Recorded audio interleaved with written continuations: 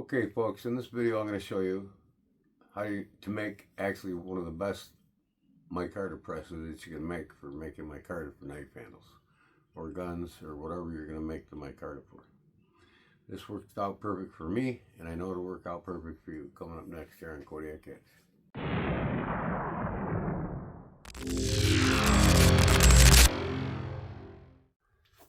Alright folks, this is what I use, and if you don't use it, I recommend that you use a hardwood. Any type of hardwood. It could be oak, red oak, it could be black walnut, you know, anything that's forgiving. But 7-strand plywood, I wouldn't use the 4-strand. The more the layers are glued together, the tougher it is. So I like to use the 7-strand, and this is what I'm going to make this press out of. So first of all, I rip this down to 5 inches, and I'm going to cut lengths on it at 10 inches, and I'm going to make 2 of these, and you'll see why here in a bit.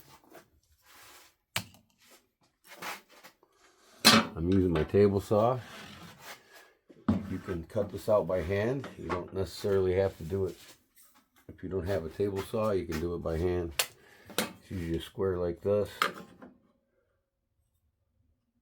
Put your mark on the board and cut it out. I happen to have a woodworking shop, so I'm using my table saw. I'll line this up, mark on the edge of that blade, cut it.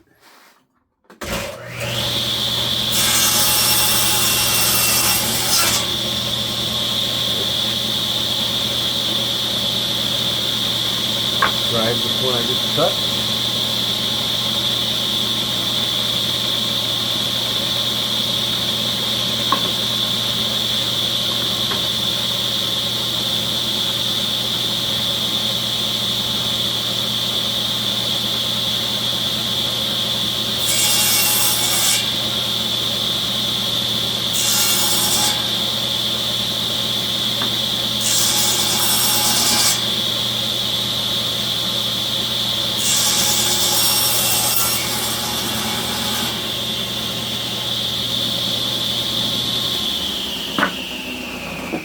Okay, now I'm left 2 exactly the same length.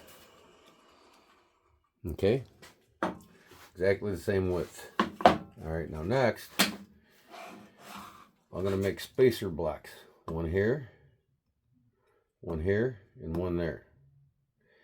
There will be 3 on this side, 1, 2, 3, and 1, 2, 3. Now, I'm going to press my micarta down to 3/8 of an inch. Some people will do 7/8 of an inch, which is the thickness of this plywood. You use 7/8 or 3/4 plywood, it's up to you. But I'm going to use a hardwood for the spacer blocks. And then they're going to get glued on, and we'll go from there. Okay, now I got a piece of tape on here that's exactly this edge 3/8 away from that edge. So I'll butt it up, or not 3/8, I'm sorry. This 1.25 inches, I believe. I want my spacers to be 1.5 inches. 1.5 inches from here to my blade. I want them 1.5 inches long. The stock is just a hair over 3/8, which is perfect. I'm going to cut 6 of these.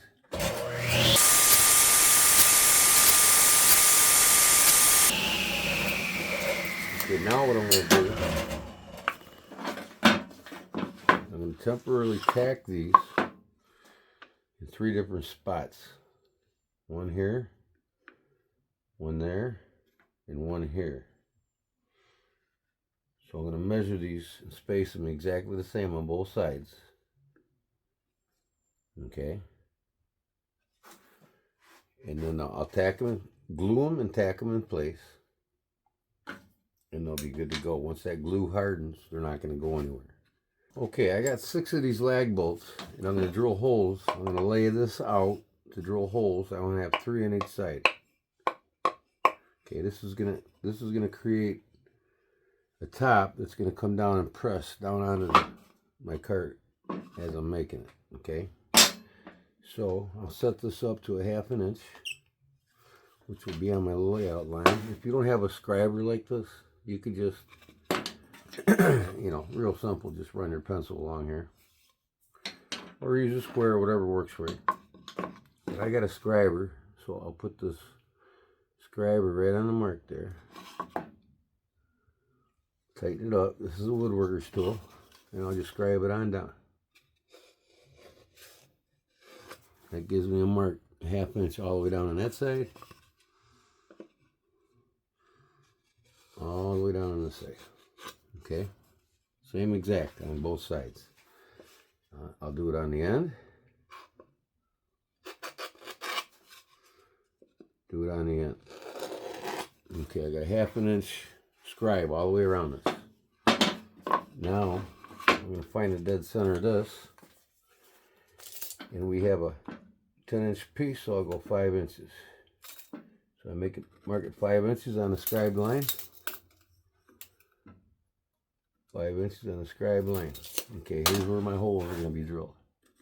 Right there, and where these corners meet on my scribe line. Right there. Right there. See, you get the idea. So I got one on each corner on my scribe line that I made.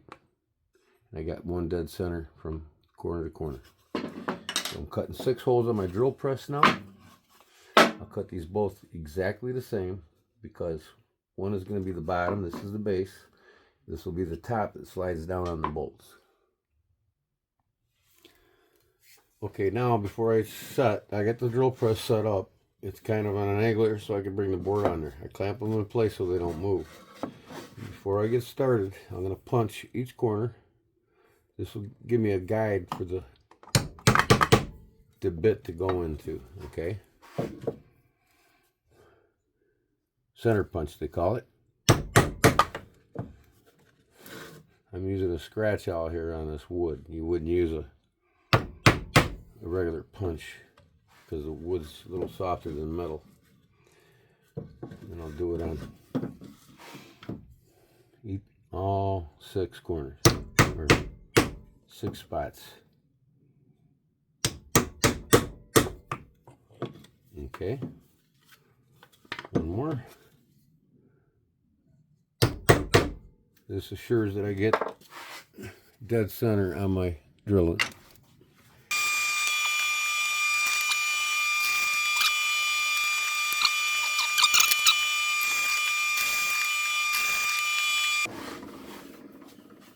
Okay, there's all 6 holes, identical on both pieces. Next, I'm going to put these bolts in, and I'll show you how I do that. Okay, folks, what these are is 3/8 carriage bolts. You see how it's got a square head? Underneath it's got a round head, but it's got a square body on the opposite side before the threads. This is what's going to sink into this wood and keep it from wanting to twist. You put these in, after you get it set, you can pop them back out, put some epoxy in there, and then drive them back in. Once that epoxy sets on them threads, they ain't going to go anywhere. So in order for me to get these to seat flush, I'm going to be close to where they go, and then I'm going to pound them through on my anvil.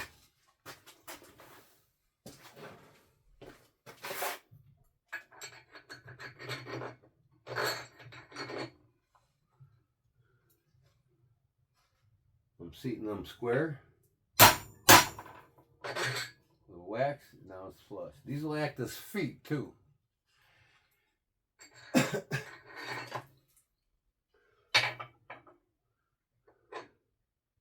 You can do this on any hard surface if you ain't got an anvil. I got a hole in the anvil that the 3/8 go through. Works perfect for me.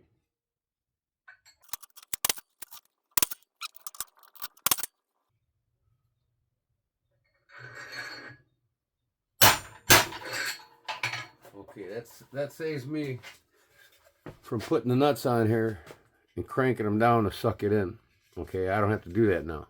But you might have to do it if you don't have an anvil with a hole in it that you can actually put the bolt through and pound it into the plywood.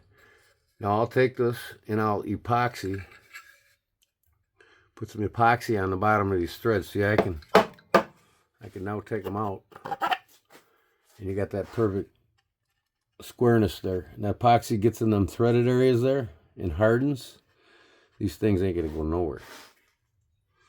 I recommend you do that. But for purposes of this video, I'm showing you how I make it.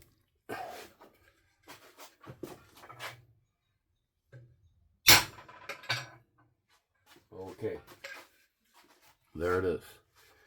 Now this piece here is identical, so it will go right on there. So what I'm going to do, okay, I'll show you here in a second.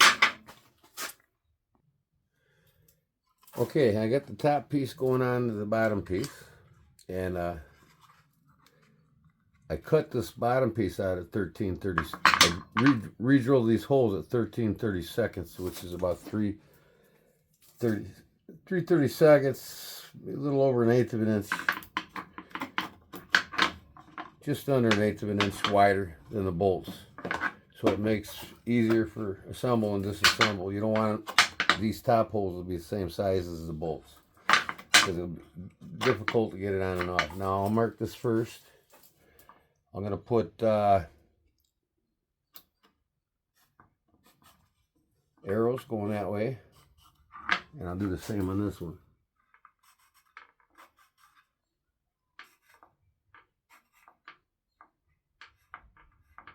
Okay, I'll mark this one bottom, of course. This is the bottom and this is the top. I'm just going to put a T on the top of this, so that way it's not the other way. Okay. Arrows going that way, arrows going that way, top up. So you know that this lines up perfectly. Because if you do it the other way, the holes might be slightly off. It gets hard. See, now here's the 3/8 spacers. These are going to get glued on now. The reason why I didn't go to solid board is because you want a place for the resin to escape. But the way I do it, I'll show you. The resin never even touches the wood. And that video will be coming up after this video on how I make micarta. Alright, and I actually made 8 spacers instead of 6. I wanted 2 on each side. But just in case there's flow, now it can come out here and it'll come out the front. Now, you put this down to your spacers. When this gets down to them spacers are 3/8 of an inch, right? See here? I gotta epoxy these in place so they don't move on me. Okay, these spacers are 3/8 of an inch. Right? So now we'll take the nuts. And I got these 3/8 serrated lock nuts, okay?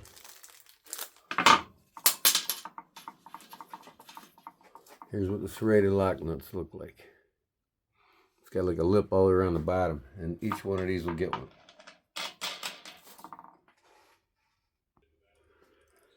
Okay, I got the nuts on these now. Now I'm going to draw these back in. This one came down. You can use a 3/8 box end wrench. These are 3/8 nuts and bolts, or you can just use a pair of okay.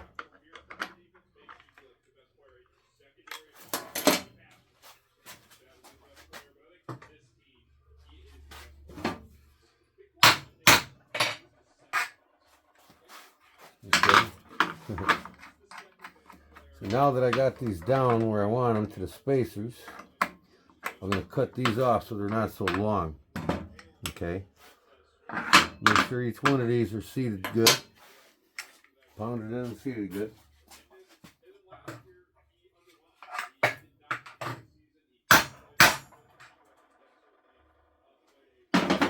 This is just a pre-assembly. Now what I'm going to do is I'm going to glue these spacers on. And I'm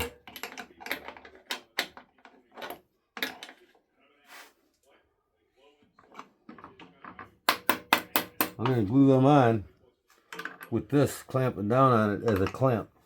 until the glue dries, and I'll show you that next. Okay, now I'm going to cut these off about 1.5 inches higher than the nut.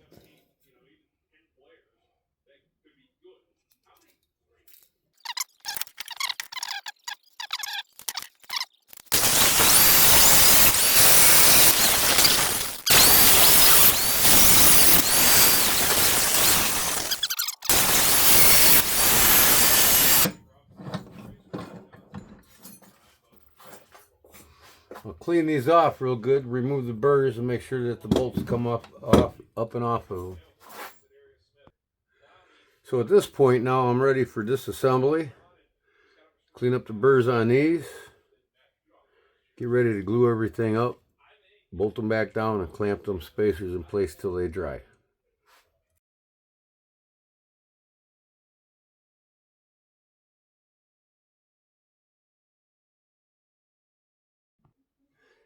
Okay folks, here I got what's called Type Bond 2 Premium Wood Glue. Now this is PVA glue and it's specifically designed for gluing woods together, okay? Gorilla Glue also makes a wood glue, but it's more of a blacker color. It's kind of like a super glue. For the softer woods, you know, plywood, you know, mahogany, you know, most of your woods, oak and all that, it's recommended to use PVA glue, which is this woodworker's glue. Because what happens is this glue creates a chemical reaction with the cellulose in the wood that actually makes it chemically bond together. You don't want to use epoxy on this because epoxy can and will break. No big deal really. These are just spacers, you know what I mean? Now I got an electric stapler here. I'm just going to take a little bit of glue. That's all you need, just a little bit. And I'm going to put a spacer right next to that bolt. I made 4 of these per side. And so it doesn't move around when I clamp it back together. I'm going to put a staple in it. See that? I'm going to give that a tack.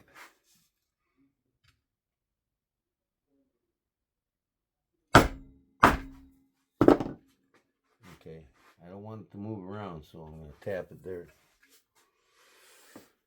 Actually, these staples ain't long enough. They're 1/2 inch and they're not going deep enough. So I'm going to use some brads.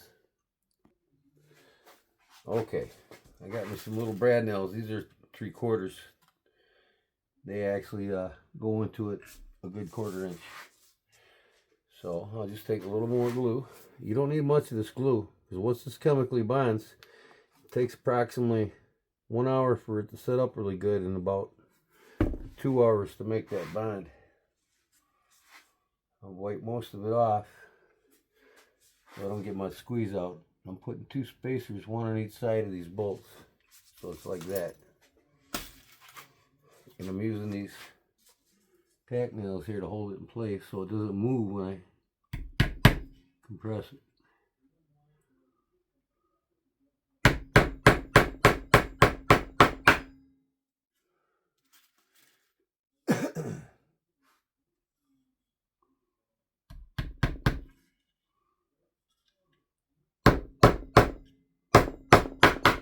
Okay, there's 2. I got 6 more to go, and I'll be back and show you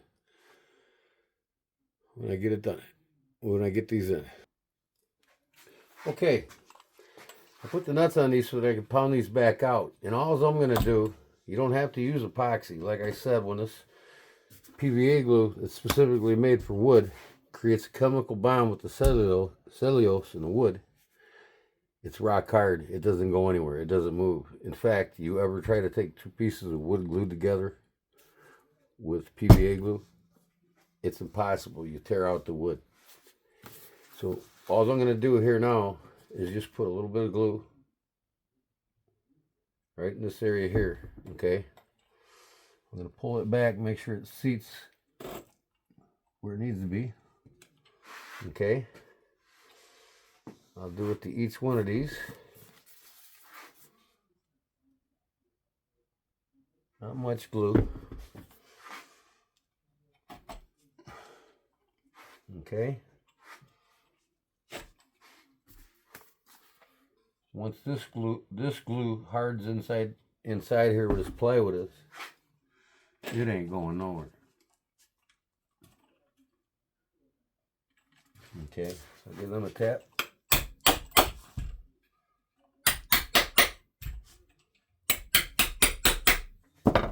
Wipe some glue runoff.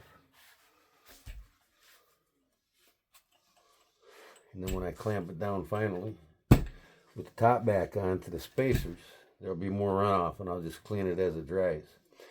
But in an hour to about a half an hour to 40 minutes, this PVA glue starts setting up. Plenty of time to work with it. In about an hour and a half to 2 hours, it completely chemically bonds.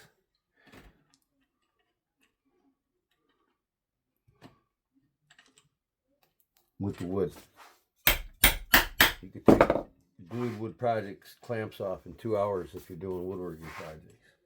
Some guys will wait 6 hours, but it's up to you. But it chemically bonds in 2 hours, 100% within 2 hours. But this works just like epoxy in a knife if you're just putting pins in, because this bonds with the wood. Unlike epoxy, you put epoxy in there, it ain't gonna bond with the wood. It's just gonna creep into any rough texture. This chemically bonds, so this is almost better.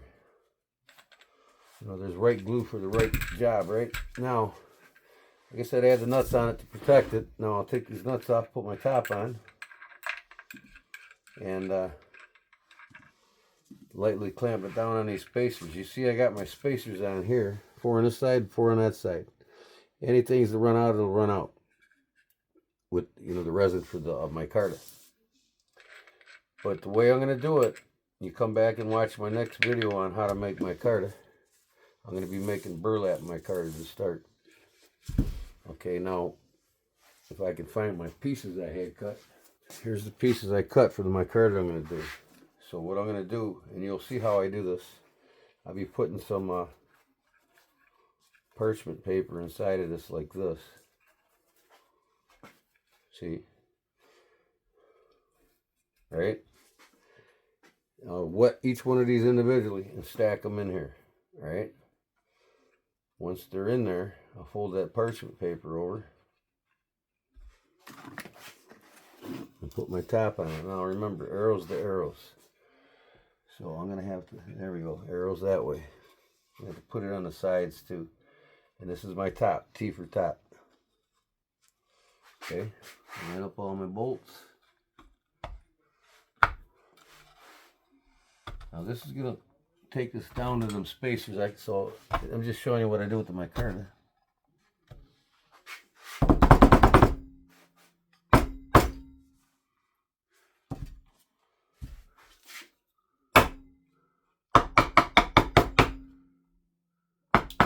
15 to 16 layers of burlap will make 3/8 of an inch. And I'll show you in my next video. See, you see the gap there now? Now when I wet that micarta, put these on there and crank it down, it's gonna compress it down to the spacers. So now I'll take this out here for now, because I just want to put pressure on these spacers until the glue dries.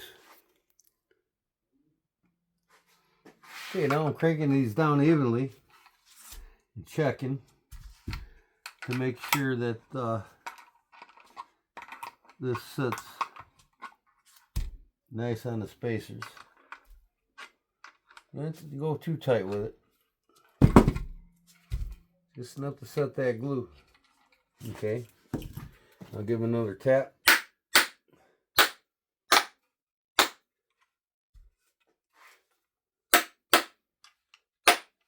Okay.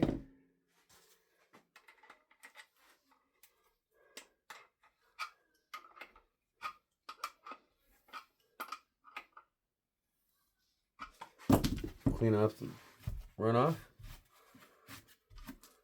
You can glue some felt on these if you want. Have like feet.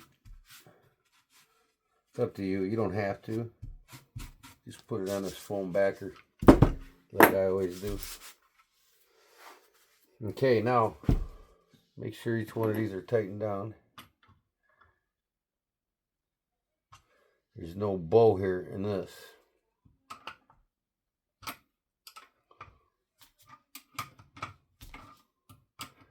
You don't want to get this too tight, just enough.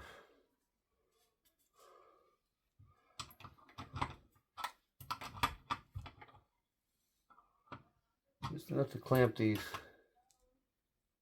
spacers here. By looking at it, you can see if you're starting to pancake together too tightly.